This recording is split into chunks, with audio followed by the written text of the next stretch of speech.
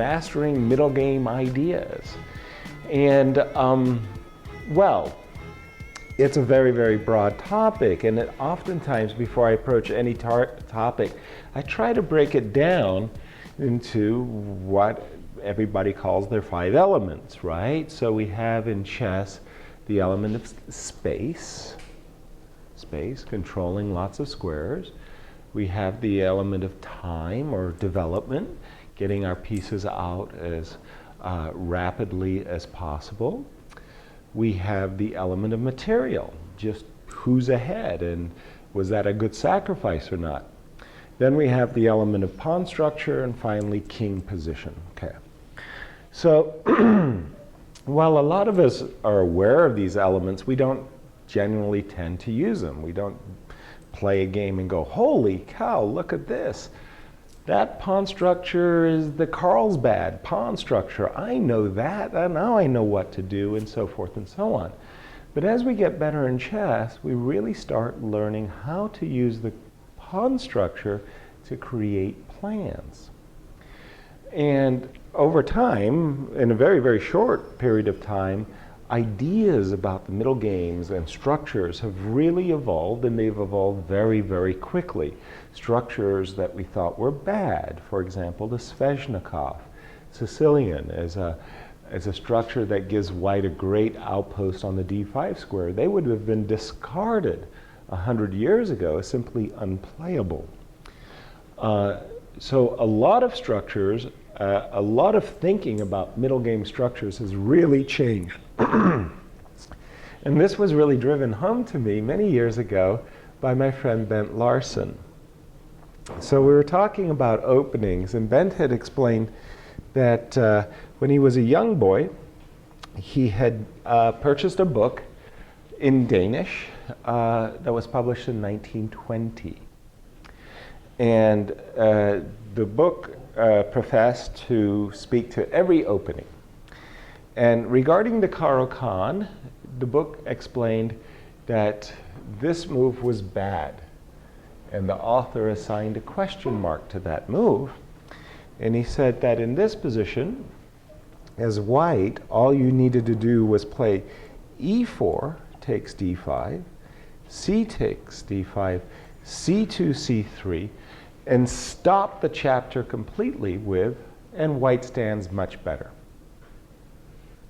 Okay, so why in 1920 did that author, who was a pretty good player, by the way, I forgot his name, end the discussion like white's better?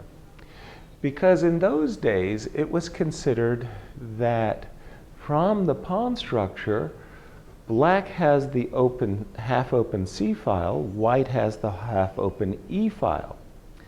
That white's rook was going to be much more effective on the half-open E file, and that white is going to use the E5 square as an outpost. This pawn on C3 limits whatever rook is going to appear on C8, and white's better.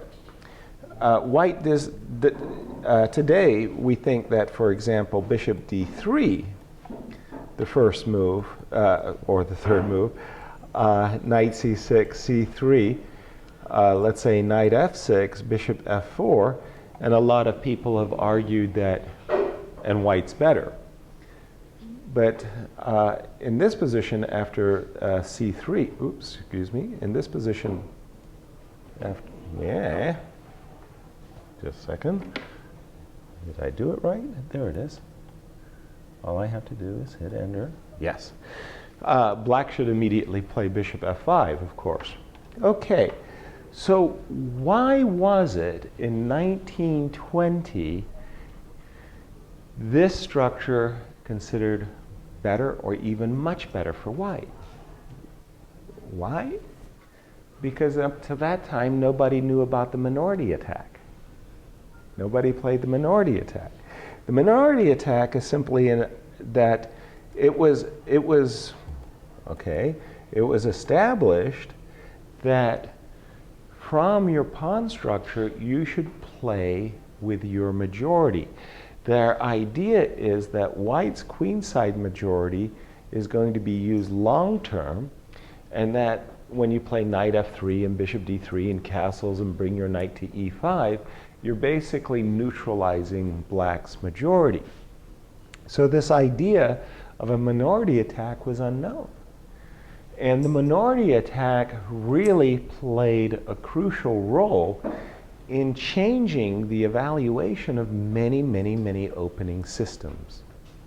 And from my own practice, I'd like to give examples of the minority attack in action. How many of you are familiar with minority attack?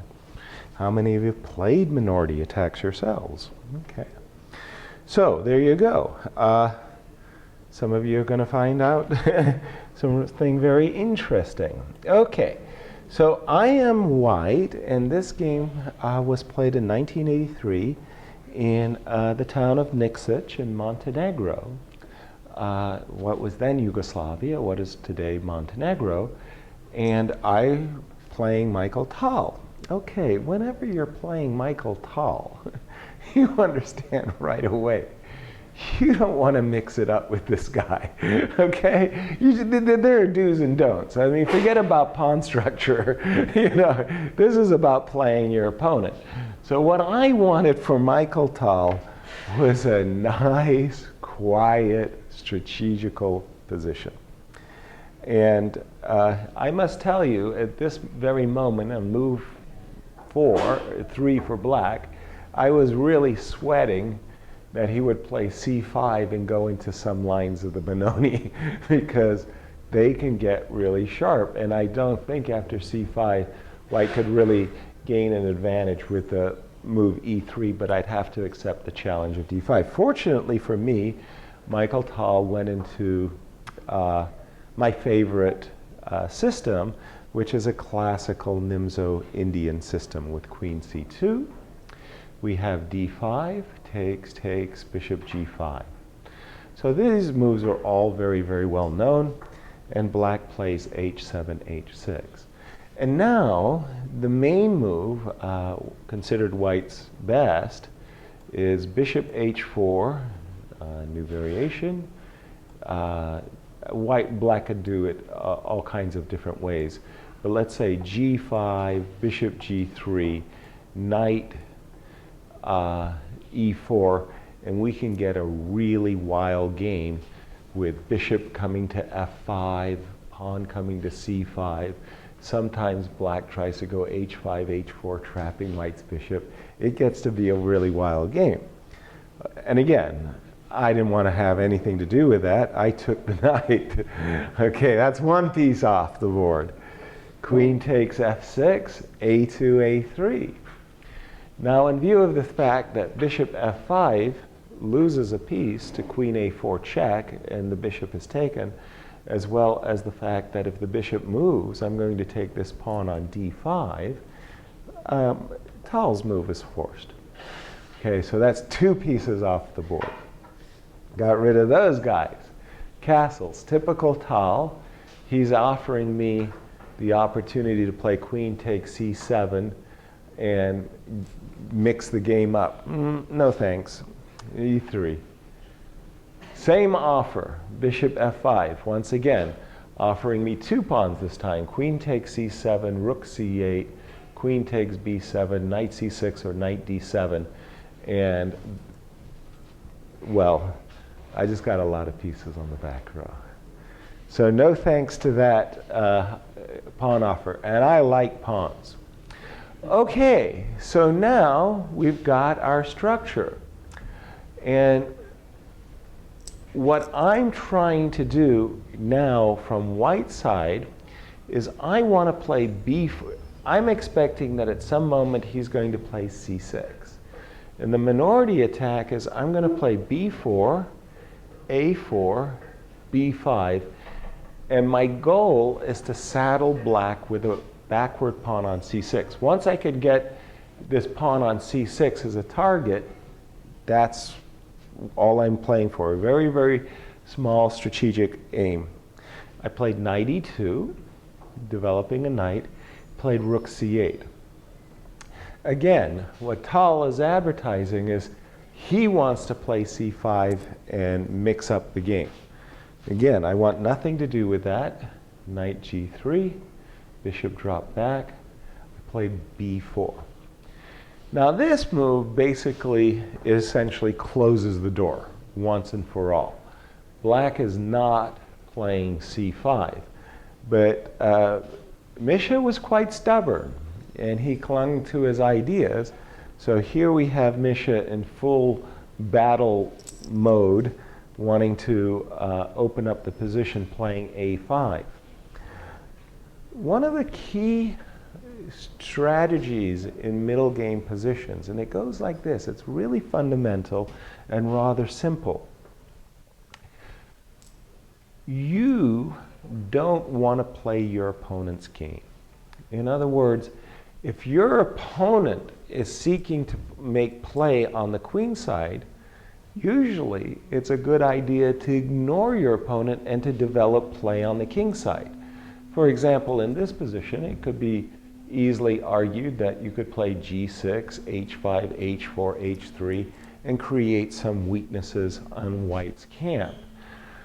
And when you battle your opponent on his turf, you have to be very, very certain that the outcome is going to favor you, because you're really playing into your opponent's strengths. So in other words, don't be fooled by whatever it is that you think your opponent is doing, but pursue your agenda. So when my opponent, when Misha played a5, I was absolutely elated. I mean, I still have a lot of work ahead of me to develop my pieces, and again, to try to one day force my opponent to play c6 and to saddle him with a weakness on b5. And this move helps me a great deal. Bishop e2, takes, takes, takes, takes. Queen e7, queen c3, knight c6. Again, a very, very helpful move for me, because it's clear I want, from literally the start of the opening, I want to put a pawn on b5, and he's encouraging me to do it with a gain of tempo.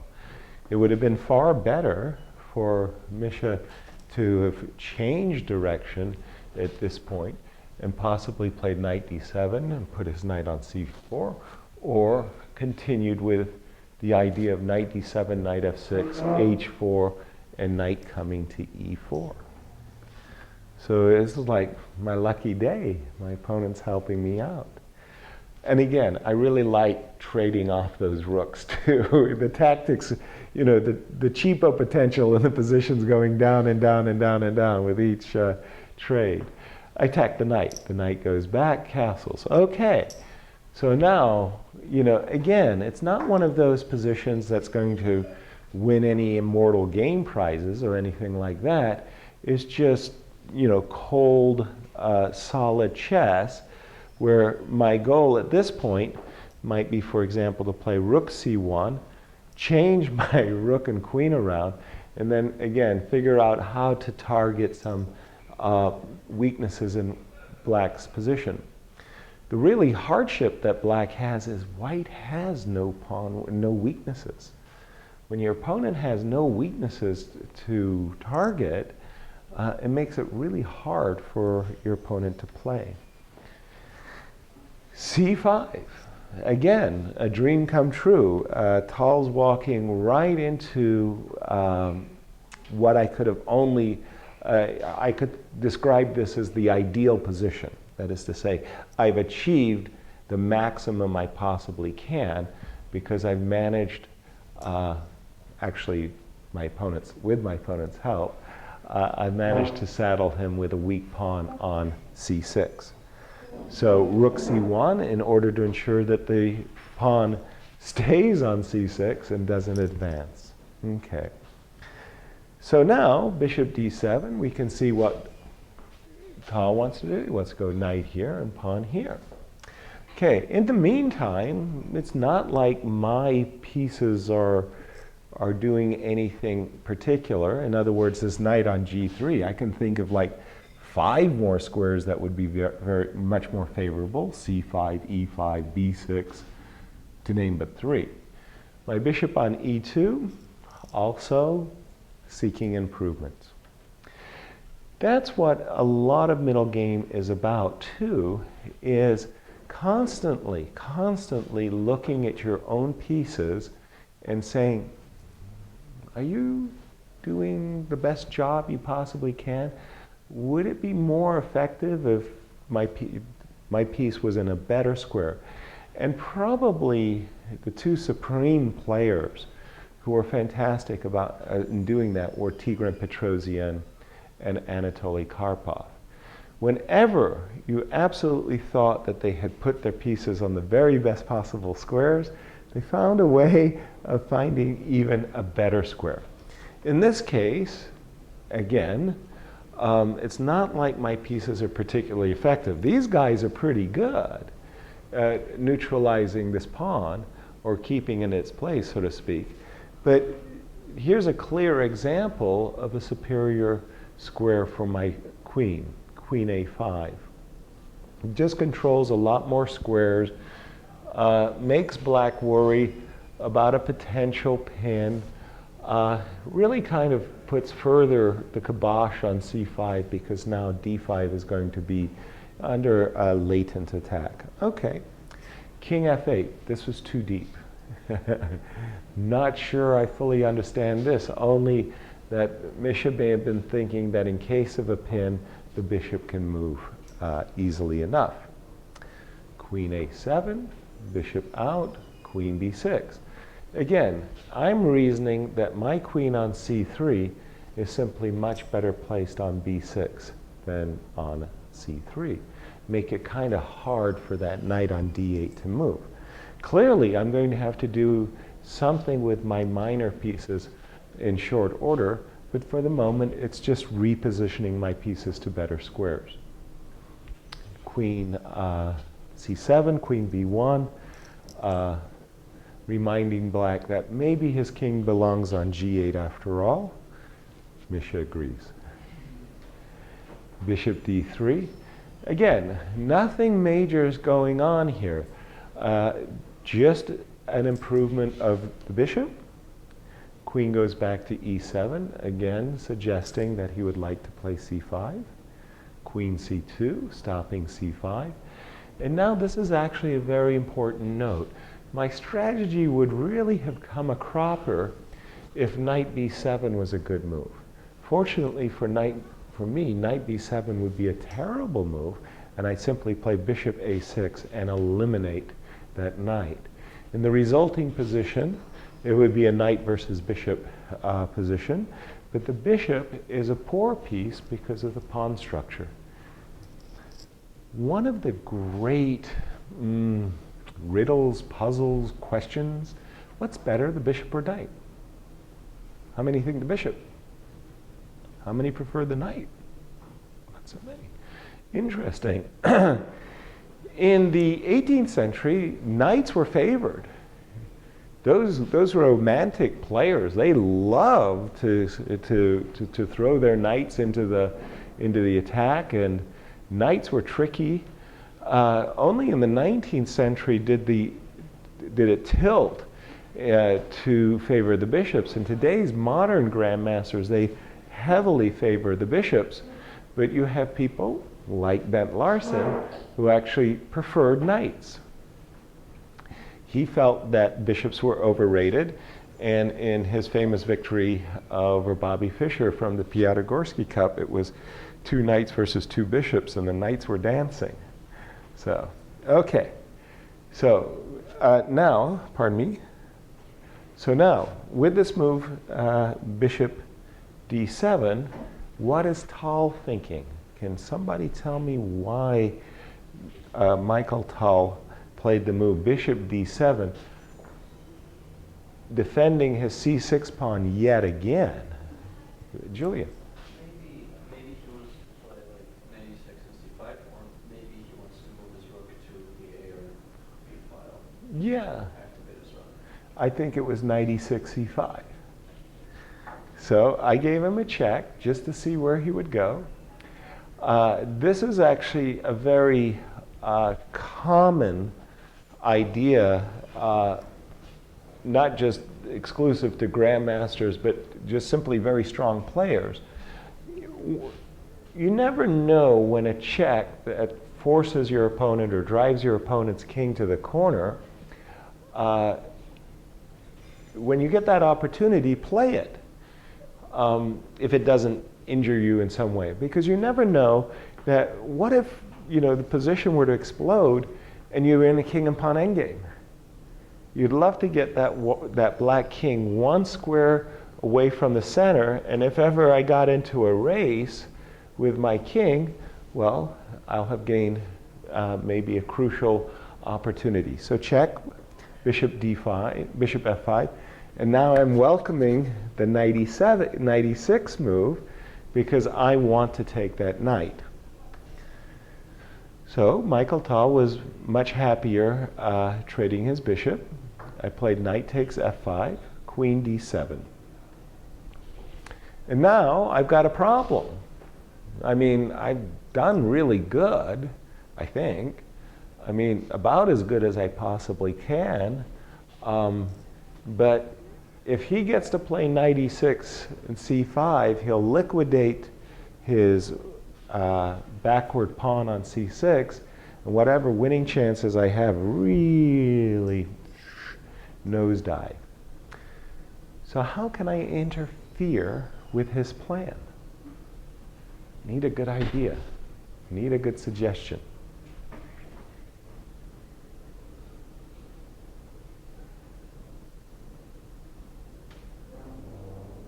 Not so easy? Yes, young man. Could you try e4? That's not a bad idea, actually. e4's not bad. If he takes, we're both going to have a little bit of weaknesses, but after e4, I think he would still play knight e6. I could trade on d5 and queen. No, hold on, I can't do that. Sorry. So e4 is a very legitimate move. My intention is that I would recapture with the queen, but I'm overlooking a trick. I apologize. So that would probably necessitate takes, knight e6. Again, it's one of those things where I think the drawing margin's higher than my winning chances. But a legitimate idea, yeah. I actually thought in a different direction. The knight looks good on f5, but it really doesn't do anything. It doesn't pack a punch. If we were to just shift it over one little square, the knight would actually be far superior on e5. Went knight h4. Knight e6, queen f5. Okay, so now I got some tricks in mind that go like this. What happens when he plays c5? Can you calculate that out? Can you calculate that out? What would happen after c5?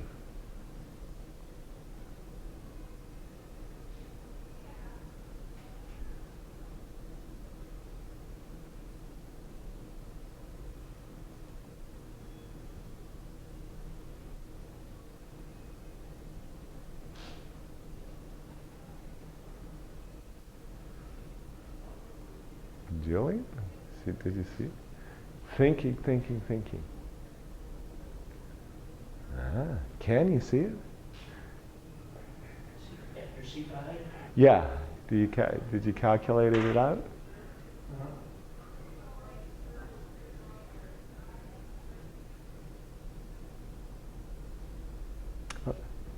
No takers? Okay, let's have a look. Let's have a look. So c5. D takes c5. Rook takes c5. Rook takes c5. Knight takes c5. Queen takes... sorry. There's actually a choice here. White could also play knight g6 check. Yeah, I saw this, but isn't this, is white better here? White is better, but the game is dead drawn. Essentially, the best I can do is I can put my queen, oops, excuse me, escape. I can put my queen on d4. I can play f3, e4, force a trade, so I'll have a passer, but in a queen ending with the king, the black king so close to the e file, it will be a draw. My intention was to take.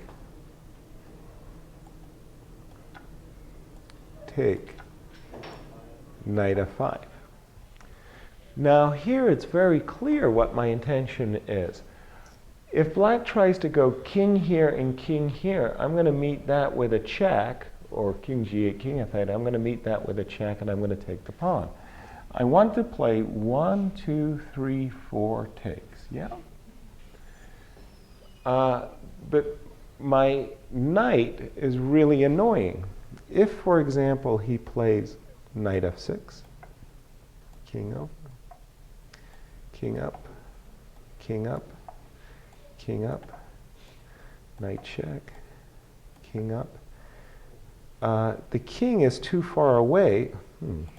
Sorry, I'm used to chess base. The king is too far away from the d5 pawn. I will play f3, followed by king. I'm going to. Yeah. Okay, control. Okay. I want. No. Control. Yeah. There you go. I want to come up to these squares with the king, and notice that black has stranded his king here. So what Tal calculated was, instead of this, he calculated h5. King over, g6. Now, what Tal's idea is he's going to make a B line as soon as the knight moves up the board to e5. My intention was here, here, here, here, here, here. And I had thought that the game is drawn. It was a premature decision in the sense that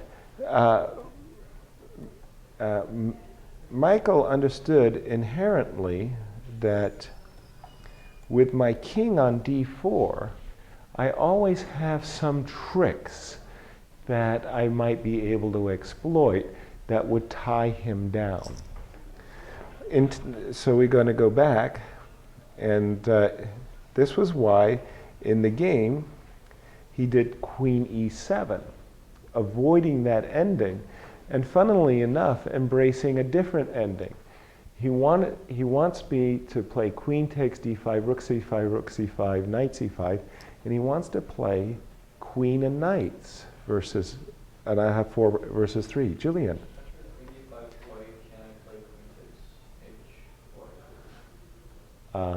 Probably because it's bad, because it's very good. Sorry. So queen e7, I have to play g3. Now, this was the crucial moment. So now, here is where Tal messed up. He should play rook takes c5, new variation, rook takes c5, knight takes c5, queen takes d5, and play knight and 4 versus queen knight and 4 versus queen knight and 3. I think black has very good chances of drawing. Okay, white has very good chances of winning, but I think the draw is high for black. In time trouble, and it gets away from our point, the lecture, queen d7 question mark, I had c6, and now unfortunately he gets a much, much, much worse version of queen and 4, and queen knight and 4 versus queen knight and 3, as now we have two things going on. We have pawn structure and king position. And black's king's position is obviously much, much worse. I think we got here, and we adjourned. In those days, they had such things as adjournments, and Tal resigned without resumption. So what we saw in that game is that white, from the very opening, was really going for this minority attack, and this was an example of our opponent helping us. Okay? So I wanted to bring up a second game. So it's also very interesting when you go through a lot of Grandmaster games that you can see that a overriding theme or motif is standing out in their games. So in this particular game, my opponent, Jaap Houben, very, very strong master in Holland, we were playing in the Dutch league. What I wanted to say is that it very often happens that you will get a isolated queen pawn position. So I'm just going to put an isolated queen pawn position on the board. And it's like the whole game revolves around that isolated queen pawn. So this is a very famous, literally, starting position. And it's very, very, very transpositional. Lots of openings can get this identical position from queen pawn, king pawn, Sicilians, Caros, queen's gambit declined, queen's gambit accepted, and so forth and so on. And the pawn strategy of playing either with the isolated pawn or against the isolated pawn really dominates the game for a very, very long while. Here again, what I did want to talk about was the minority attack. In this game, my opponent gets, let us say, the good variation in the minority attack. He's developed his bishops. It's made it very hard for me to get these guys going, or even hard for me to play e5. And so this is a much, much better version than of the minority attack for black than what Mikhail Tal had against me. a7, a6. Okay. This is my attempt to get the opponent a little bit out of book. First of all, I know that a long, long time from now, I'm going to play b5, a7, a6. I also want to avoid this very, very, very well-known continuation, bishop g5, queen b3, knight a6, queen a4, bishop d7, queen c2, which was played way back in the days of Capablanca, amongst many others. So a7, a6,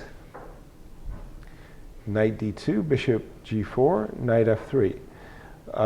We'll come to it in a moment, but white also had a choice of queen b3. We'll see how I would have answered that. Knight f3, e6, queen b3, rook a7. So essentially transpositional.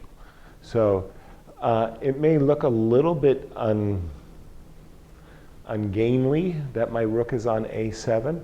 For the moment, because the position is so closed, it's not crucial, whereas maybe when I play b5 and b4, the rook can swing across. It's not going to be bad. And furthermore, how long is this queen going to be on b3? Is that a good place for white's queen? Castles, bishop d6, knight e5, bishop back, rook e8. So, quick poll. What's the consensus? White's doing very, very well. Black's okay? Black's okay? Why? Well, in a sense, as we can see from the position, White's developed everybody, you know.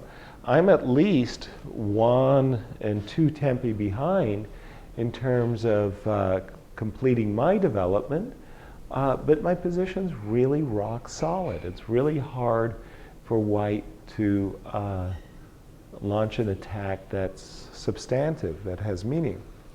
I castle, rook e3, but that doesn't prevent White from coming, you know. We got a rook up and over. Some ideas of rook coming across to the h line, maybe to the g line, playing for bishop h6, who knows? Or maybe simply doubling rooks. Bishop g6. I always like those bishops when they're in front of my king like that, you know. It really makes me feel very, very comfortable. We have a trade, queen back to d1. Well, what we can see here is that basically White wants to make a maneuver where he can use the half-open h line to play queen f3 to g3 to h4 and rook over. It's going to checkmate me. Did you guys see in the Sinkville Cup a game between Caruana and who was it? I think it was Wesley So, where Caruana has missed the idea of queen h8 check, right? King takes and knight takes f7, yeah. So that's another idea. It's like when the queen lingers over here, I have to be careful not to leave this f7 pawn. Okay, knight h5. Well, now I'm just taking matters firmly under control, and I really want to put a kibosh on White's attacking ideas, and knight h5 does that. Bishop back, knight takes, pawn takes, knight takes, pawn takes, bishop here attacking the rook, rook comes over. I went queen g5. So at this point, I was a little bit concerned that my winning chances, or my opportunity to win, I really have to start mixing things up. If I continue with the standard b5, I was afraid that my opponent would put a knight on d4, where it would be very handsome indeed. So I went queen g5 with my own ideas, not only of taking this pawn, but of course I really want to see the move knight f3 so I can go queen takes g3. But I also have ideas, it may be a long, long, long time in coming, of actually exploiting the open h file myself. Knight b3, b7, b6.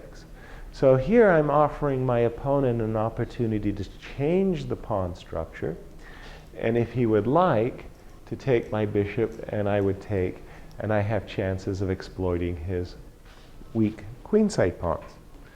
My opponent declined my kind invitation. Julian.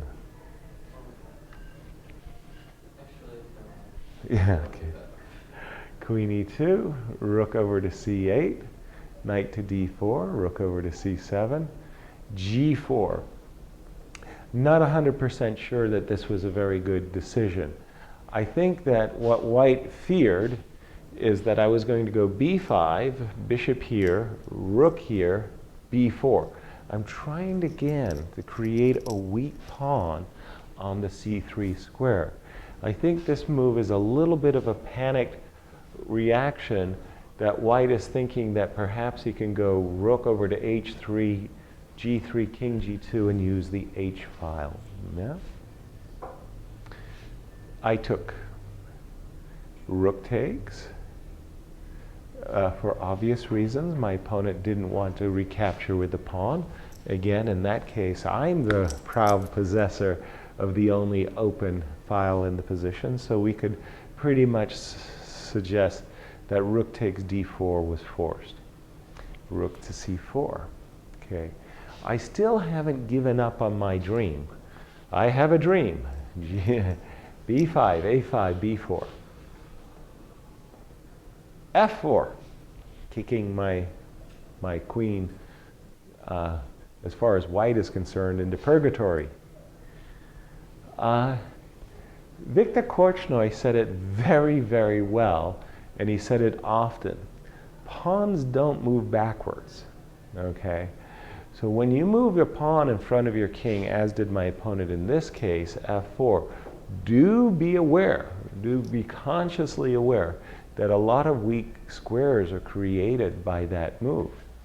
And I played the move queen h4, just kind of hanging around. I do not have any kind of a winning plan. If you said to me, how are you going to win this? I wouldn't be able to answer you. I don't know. What I do know is that I want to improve my position step by step. I want to increase my play over here, and maybe, who knows, to harass the structure a little bit more with queen g3, and possibly even to play g5. Rook over, b5, g5. So now my opponent's in shutdown mode, right? He's just creating a fortress. Now this pawn is untouchable. He's creating a fortress and saying, I'm just going to hold the position solid. Oops. That's creating a weakness. The idea behind this move is, what happens if he takes my pawn? What's my plan? Julian? We're going to take on d4 and then play rook c1 check. And then after rook d1? And then rook takes d1 and queen f4. Rook takes d1 and queen f4. Okay. Look. And b4, e5 and g5. Okay, so the question is, what happens if he takes? And Julian's half right. Rook d1, rook d4, rook d4, rook check, rook here. I wasn't planning on playing rook takes. You're just going to play queen f4 right now? Yes, precisely. If I play rook takes, queen takes, I'm a little afraid that this guy is actually a strong booger. And he might play queen here. And if he gets a runner, I'm going to be forced to give him a perpetual check. But after queen takes f4, now he's got issues. Because I'm going to be several tempi up on that previous line. And here I'm threatening rook takes and queen takes, as well as, if it's my turn, maybe I just play queen takes. The other thing I can do with my queen on f4 is I could start to play d4, trade, and go d3, and I've got my own runner. So that was why my opponent played, pardon me, queen f3, takes, oops, yes, pardon me. So now I have to pat myself on the back, right?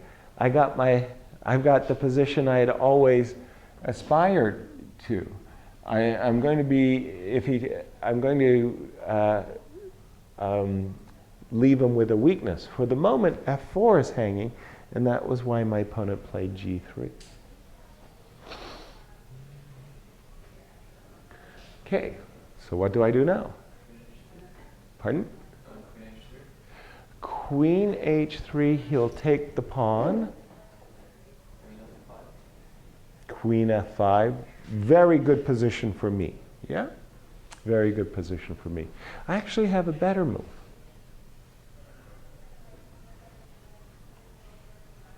I think. Yeah, John. I believe that's what I played. Yes, queen h5.